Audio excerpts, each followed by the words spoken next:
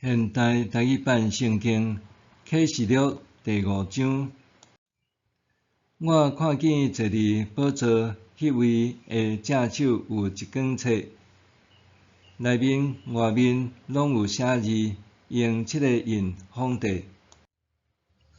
我阁看见一个有大气力的天使，大声宣布讲：什么人有资格通铁开迄卷册，拆开册的封印？伫天顶、伫地上、伫地下，拢无人会当铁开，也是读迄卷册。找无一个人有资格拆开，也是读迄卷册，我就大声哭。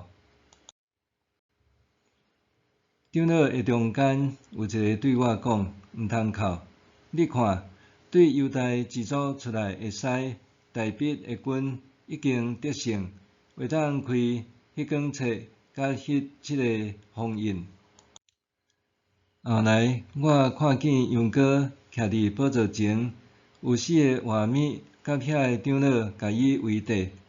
羊羔敢若目受杀害，有7支角，7类目睭，就是受差遣去普天的上帝的7个神。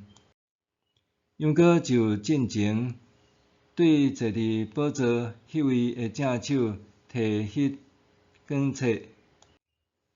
伊摕到的时，迄4个画面甲24个长老拢趴伫羊羔的面前，逐个有摕琴甲缀满香的金炉，香就是信徒的祈祷。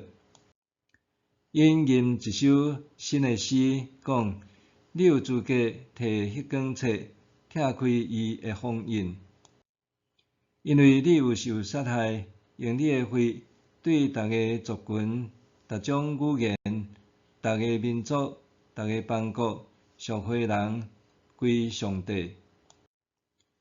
你互因诚做国度甲祭司来服侍咱的上帝，因为伫地上掌权。我阁看，我有听见千千万万天使的声音，因拢围伫宝座、画面以及长老的周围，大声讲：受杀害的羊羔应该得到权能、富裕、智慧、气力、尊贵、荣光甲称赞。我阁听见伫天顶、伫地上甲地下、海里甲宇宙中一切的被造物，拢讲：愿称赞、尊贵、荣光、权势，拢归乎坐伫宝座迄位甲羊羔代代无尽。